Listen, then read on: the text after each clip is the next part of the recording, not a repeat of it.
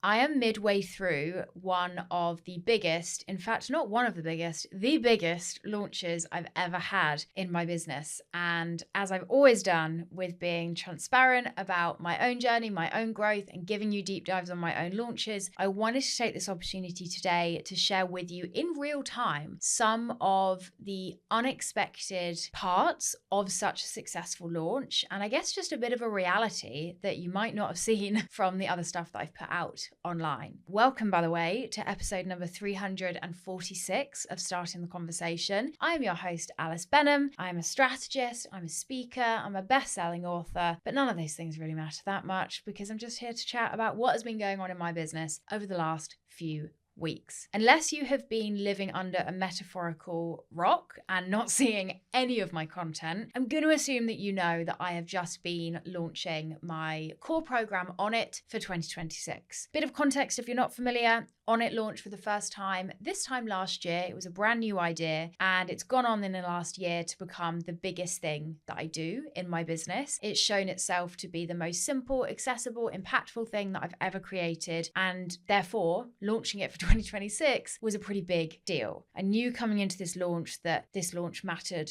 a lot. It was going to have a big impact on the next year in my business, not just in terms of the work that I'm doing based on how big the program is, but also based on all of the other plans that I have. It's kind of like the decider really on the other work that I have the capacity to do, any other revenue that I need to generate. And so this launch was set to be a pretty big deal. And I'm sat here midway through the big part of the launch at least, and it's been a pretty big deal. It has been a record-breaking launch in every sense of the definition. There are already more people signed up a week in than there were to the program in the whole first launch last year, which feels wild to say. We had 123 people join before January 2025 for this year's cohort, and we're already at over 130. I am slightly blown away, feeling very grateful, feeling very bemused, and I wanted to share in this episode 6 of the key things that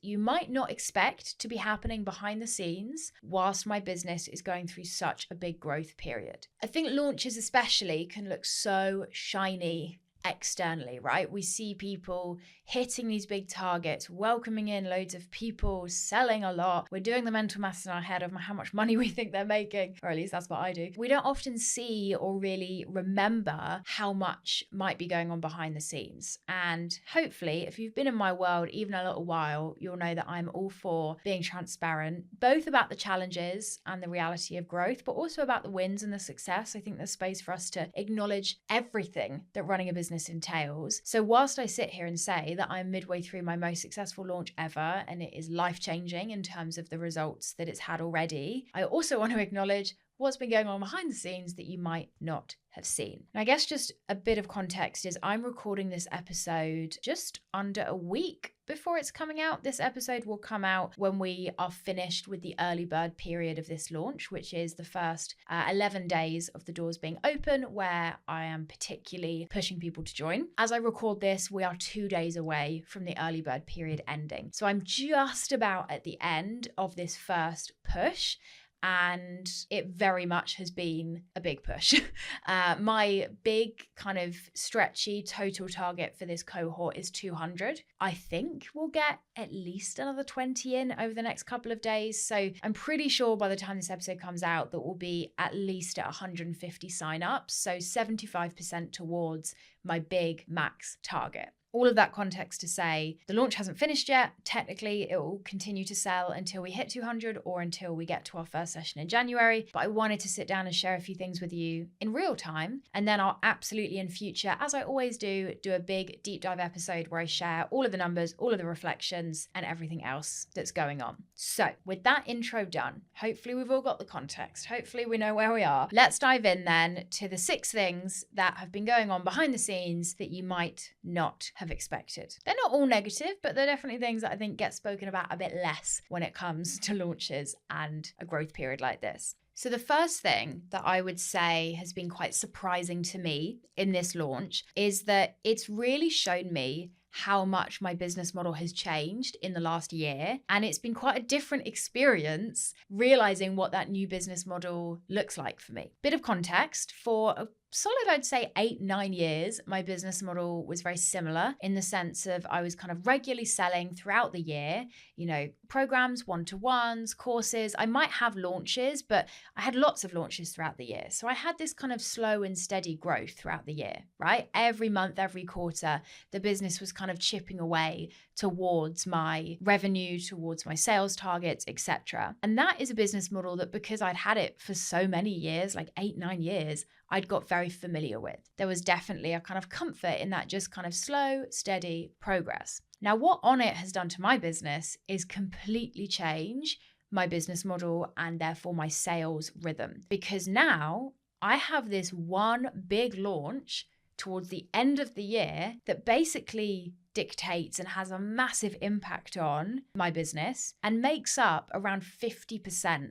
of my revenue and my sales. So whereas in previous years, I would have already grown my business by like 75% towards my targets at this point in the year, I now basically do like a year's worth of growth in the space of a week. Like that has been really interesting over the last week to feel what it's like and just to notice that happening, that actually my business model and therefore the way that I'm selling is so different. Because Onnit just kind of came to life and then shocked me by how successful it was this time last year, I didn't really plan for that in advance and think like, oh, well, if this program becomes the core of my business, then that basically means I'm going to have this one launch that's like all of my selling for the year in one. I hadn't really processed that. And so it was really interesting as this launch began, and actually before this launch even began, to feel the pressure that came with it. I hadn't really processed. I started to look at my launch targets and realize like, oh gosh, this is a launch that if it doesn't go the way I want it to, would have quite a big impact in a negative way. Don't get me wrong.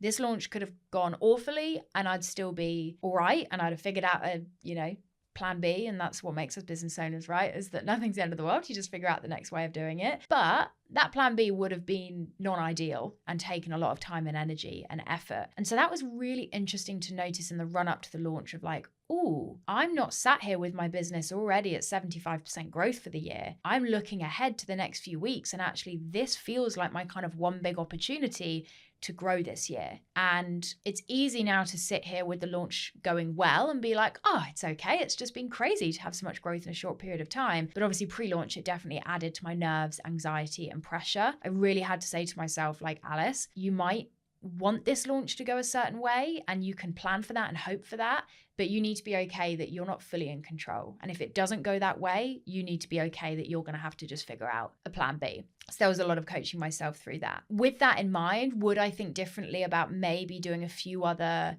launches and a bit more selling throughout the year before the big Onnit launch next year? Maybe. But then also part of the reason that Onnit has transformed my business in such a positive way is that I don't have to sell and do loads of other stuff. So kind of feels like a bit of a double-edged sword where it's like, if I want this one thing that is so simple and such a big revenue driver for me, but that one thing only launches once a year, then that will come with it quite an odd rhythm for the year and a bit of pressure that maybe I haven't felt with launches before. So that's the first thing I'd say. I'm noticing how different my business model feels from a sales perspective. It's also a bit weird to be like, oh gosh, okay, like I haven't really sold anything else this year until I got to this point. Bit of a funky way to see things. The second thing that I'd say has been a real challenge in this launch, which links perfectly to what I've just talked about, is making such significant growth in such a short period of time has actually felt really uncomfortable. Now, this is something that I did not see coming, but I feel like many of the mindset challenges in business you don't see coming. I remember when I was early on in my business journey and just getting started, and someone said to me this idea of like, it's windier at the top. Like the more your business grows, the harder it gets. And I remember thinking like, that cannot be true. Like once I'm making money, once things are successful, then all my problems are going to go away. Obviously, I know now that's not the case. And of course, as your business grows, your challenges change. It's no longer about how do I make my first chunk of money? It's how do I keep this revenue up? It's no longer how do I get my first client? It's like, how do I get my 100th? The challenges do just change shape and get bigger. But something that I'd not expected with such a successful launch was actually quite a discomfort at that level of growth, and especially that level of growth, I think, in such a short period of time. the sales that I've made in the last week are not like a new concept to me. I've made this level of sales before, this revenue I've made before in my business, but I've never made it in such a short period of time and for one thing. And I have definitely had a few feelings over the last week of like, do I deserve this? Is this safe? Can I handle this? It really feels like a stretch in my business. Like I said, I've made this amount of revenue before, but I've made it over, a longer period in drips and drabs. It's been that slow, steady, incremental growth. Whereas to go from kind of 0 to 100 in a short space of time, like that's felt uncomfortable. It's almost felt like there's some stretch marks and some growing pains that have come with that. I actually had a session with my therapist last week, which was very well timed at the end of the first launch week. And I use this analogy that it kind of has felt like I've been upgraded from a 1-bedroom flat to a 2-bed detached house. Like, it's amazing. Obviously, I'm not complaining, but it feels new. It feels uncomfortable. I feel like I'm kind of finding my way around. And that's just been interesting to acknowledge. I don't think I would have ever expected that like making a lot of sales will come with those feelings, especially the feelings around like, do I deserve this? Is this safe? Is this okay? It's funny how the fear of failure can feel so present, but actually the fear of success, I think, can be quite present as well. And please know, I'm not saying any of this without gratitude. I'm so incredibly grateful for how well this launch is going, but it is uncomfortable. Growing and changing, especially in such a short period of time, and it feeling so unexpected, has been uncomfortable as well. So that's kind of the second thing that's happened in this launch. And all I can say is I'm very grateful to have a therapist and the space to kind of explore those feelings. I'd be really interested, by the way, if anyone resonates with that or has felt that in a different way in their own business. Definitely just feels like a bit of a growing pain of just getting to another level of growth. Speaking of growing pains, the third thing that I think is a bit of an unspoken reality of a launch like this is that you will, in creating a lot of momentum in a short period of time, stress test your systems and processes in a way that you could not do outside of a period like this. I kind of think of it like my business is a machine. And when I'm going through a big period of growth, I'm basically just like 10xing how many things are going through that machine. And much like a production line, if you up the production quantity, you're very quickly going to see where on that production line is a bit broken, not quite working right. And that's always true, I think, when your business grows.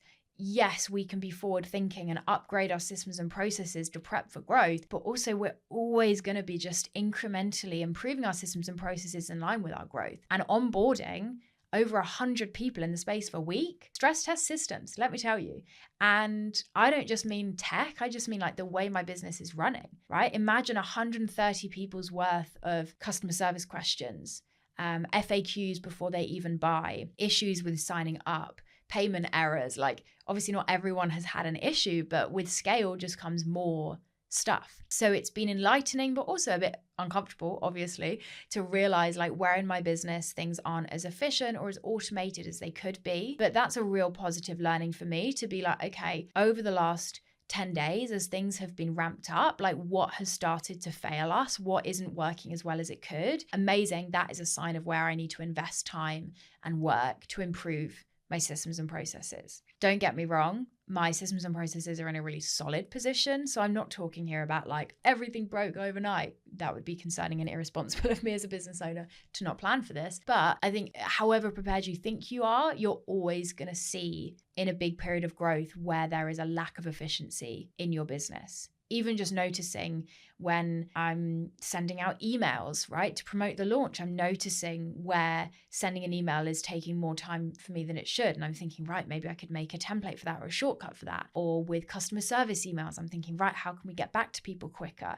It's just looking for all of those opportunities to make things that bit more efficient, which I think is quite hard to do when your business is just in sustain mode, because you don't really see what's not working when it's not being stress tested. Whereas when you have a big launch, everything gets stress tested and it's easier to see what you can improve. On to the next one then. The fourth thing that I'd say is a reality of a launch like this, which kind of leads on from that one nicely. I feel like I can tell that I made this list just as a stream of consciousness because every single one kind of leads to the other. I guess this is more of just a reminder to anyone tuning into this and to myself in future, which is that even when externally things are really shiny and successful and amazing, there is still mess and chaos behind the scenes. Now, I say mess and chaos somewhat lightly. I never want to normalize like true chaotic approaches within business, because chaos often then actually just means people get a bad experience. And I don't think that's very responsible. I say chaos in like, italics, very small text, like just like a little bit of chaos. Hopefully not chaos that anyone else would feel or would impact any of my clients or students, etc. But just a little bit of mess still. Like, let me just be honest, the last 10 days have been full on. I've had some long to-do lists. There's been some late nights. There's been some things that I've forgotten to do. There's been some silly mistakes. I mean, even on the free workshop that I hosted on launch day, the QR code on screen for people to join on it at the moment it launched didn't work. And I was just like, oh goodness, how big is my business going to get whilst things like that still happen? But they do, right? Like as a business grows, there's always going to be those things that happen. And I'm all for just normalizing the fact that shiny stuff takes messy action. And if you wait for the behind the scenes stuff to feel and be perfect, you're going to be waiting a very long time.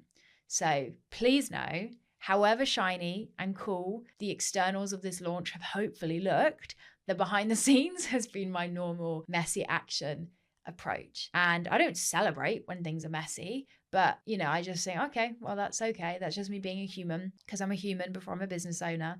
But yeah, I guess I just want to normalize that, like, yes, my business is reaching new levels of success, but the behind the scenes is probably not quite as shiny as you're expecting it to be in order to get there. I think one of the worst things that we can do is assume that everyone else has it together more than we do, and that everyone else has better systems and processes or is more organized than we are. And I just think, we're all different. I am always going to be a last minute person. I'm always going to be doing things a little bit too close to the wire. And like, that's how I choose to do things. And I just want you to know, if you resonate with feeling that way, it's okay. And you can grow a business and hit some amazing goals whilst everything's still feeling a little bit messy behind the scenes. Will I work on that mess for next time and check my QR codes better? Absolutely. But do I want to normalize the mess? Also, yes. Okay, we're on the home stretch. The fifth thing that has been true in this launch that maybe you wouldn't have seen is that the success of this launch for me has really put this year's challenges into perspective. I wanted to bring this point up because it's so easy in business to say like everything happens for a reason, or like it ebbs and flows, like the challenges are just part of the journey. But I actually think it's helpful if we talk about like,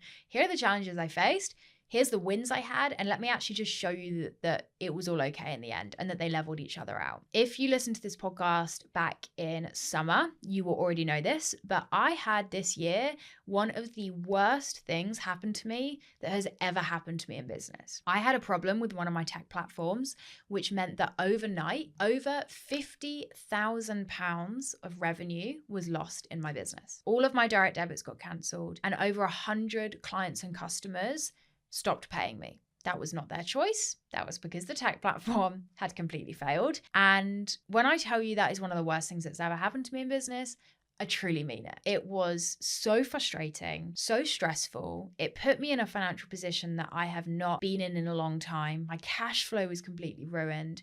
Things were tighter than they've been for years. It was really hard. It happened just before summer, where I was going to take August off. So I was already feeling fatigued. I was already feeling a little bit like, oh gosh, I've got this big launch coming up. There's a lot riding on it. It was the worst timing for something like that to happen. I mean, there's no good timing, is there, for all of your direct debits to be cancelled? It was really rough. It happened just as I was finishing my rebrand, which had been a huge investment of cash, and it completely got in the way of me launching my rebrand. It definitely delayed me prepping for this launch of Onnit 2026. I'm so glad to sit here and say that it hasn't affected that in too much of a negative way. That was rough. Now, at the time, I didn't really let myself wallow or be too irritated by it, because it was what it was. I couldn't change it. I don't believe in getting annoyed by things that you can't control. But looking back, I can see that that was okay. That yes, that was awful. But actually, if that's the trade-off for the success that I've been able to have in the last week, that's all right. I really believe that as a business gets bigger, your wins get bigger, but your problems also get more expensive. And that is not something that I ever expected. Like I said, I thought that as my business would grow, things would get easier and simpler. And in some ways they did. But in other ways, business has got harder and more complicated and more risky. And I think that happening earlier in the year for me was a real reminder of that, of like, if I want to play at this next level, I've got to be okay that I'm not just going to have next level results. I'm also going to have next level problems. And losing 50,000 pounds overnight definitely feels like a next level problem. So this launch going so well, I guess for me just feels like quite a important moment to be able to zoom out and look at the year and be like, oh my gosh, it's okay. You know, midway through this year, I was thinking maybe 2025 is not my year.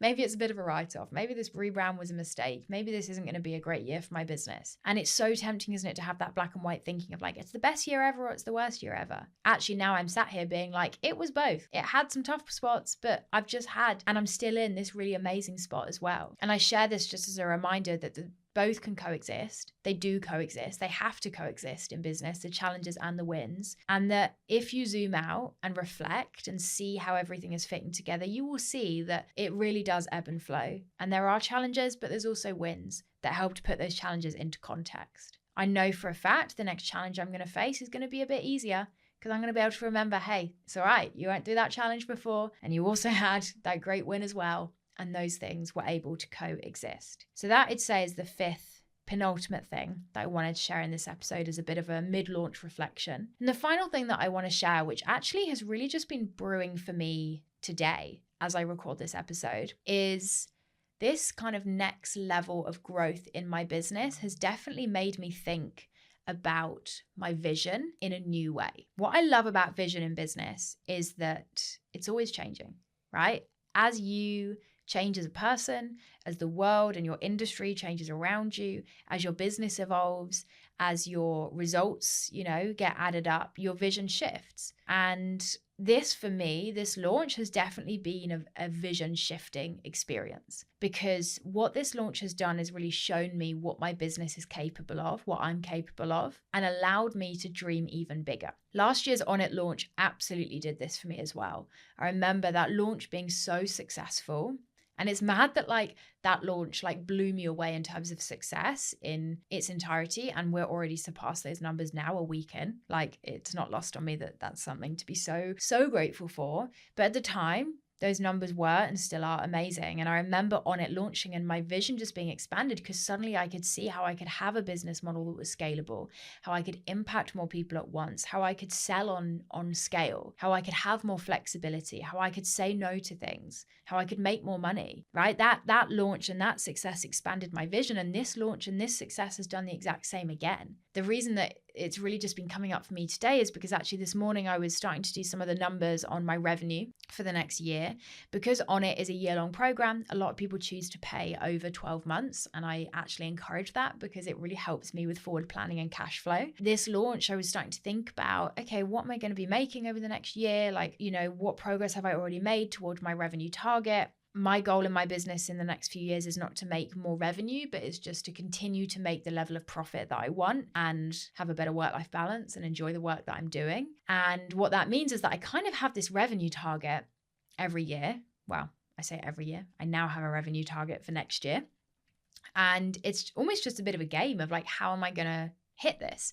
And this launch going so well, obviously, gets me pretty significantly towards that target. And what that does is enables me to think about the other work that I want to do with kind of fresh eyes, where I'm like, okay, well, maybe I'm not needing to do as much alongside Onnit next year. What do I want to do? Do I want to make more money in my business? Do I want to stay at that revenue level, or do I want to scale it? What do I want my workload and my week and my day to look like? Achieving your definition of success, I think, helps you to expand it, because then you start to think, well, what next? And it's not what next from the perspective of hustling and chasing and you achieve one goal and you have to go for the next one. It's more of a well, if this is possible, what else could be possible? Onnit this year has enabled me to have the best work-life balance I've ever had, to up my salary for the first time in a few years. So what could the next version of those things look like?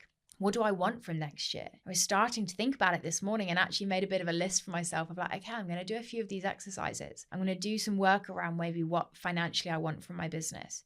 I'm going to think about my ideal day and week and what my schedule could look like. It's mad to me that my schedule could look even nicer than it does at the moment. I already love the way that I'm working, but that's what I mean by it's expanded my vision. It's helped me to think that there's more and to really connect to that and dream of that. Ironically, it's the work that we do in On It in January is what I'm kind of thinking about at the moment. It's the wouldn't it be cool ifs of what would I like to achieve? What would I like my work to look like?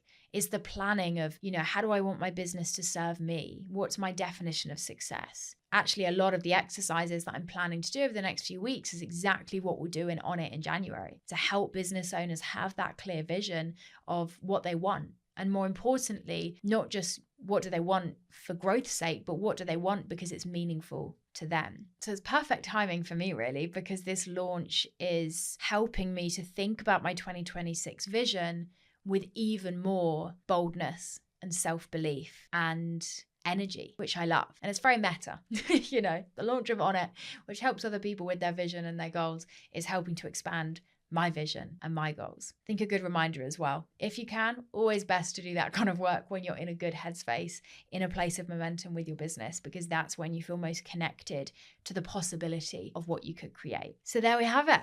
Those are 6 reflections on what in this launch has been surprising, challenging, maybe not the stuff that you'd have seen online. I really hope that you found this interesting in some way. Maybe you've related to some of the things that I've shared. Maybe it's just been interesting to hear more about what's going on for me behind the scenes alongside what you'll have been seeing externally. If you do relate to any of these points, I would love to hear from you. I really love conversations with you after you've tuned into these episodes. I never want this to just feel like a one-way conversation. I want to know if these are things that you've experienced in your business before, or if you have any insights or tips for me. I'm always all ears. Please do come and chat with me wherever we're connected online. I should probably say, On It is still available for you to join. Our first session is on the 15th of December, and we're going to be reflecting on 2025 and starting to gather the learnings, celebrate your wins, really take from the year those key reflections that's really going to fuel your 2026 vision and your planning for next year. So if you want to join us, you haven't missed out, don't worry. Please make sure to join us in the next couple of weeks so that you can join in with that first session on the 15th of December. I am itching to get started with On It 2026. The people in there already are just incredible business owners. So would love to see you in there. If you're already in there, welcome. Thanks for joining. Thanks for making this launch such a successful one. That's it for this episode. I'll be back in your ears next week. Also doing a little bit of launch chat. I'm going to be talking a bit about what I feel has helped make this launch such a success. So if you've listened to this episode and you're like, but how? How have you done this? What's created such success in a short period of time? Then make sure to follow or subscribe wherever you're tuning into this so you can hear that next installment. And until then, please know I'm cheering you on, and the link to On It 2026 will be left in the show notes. I would love to see you in there.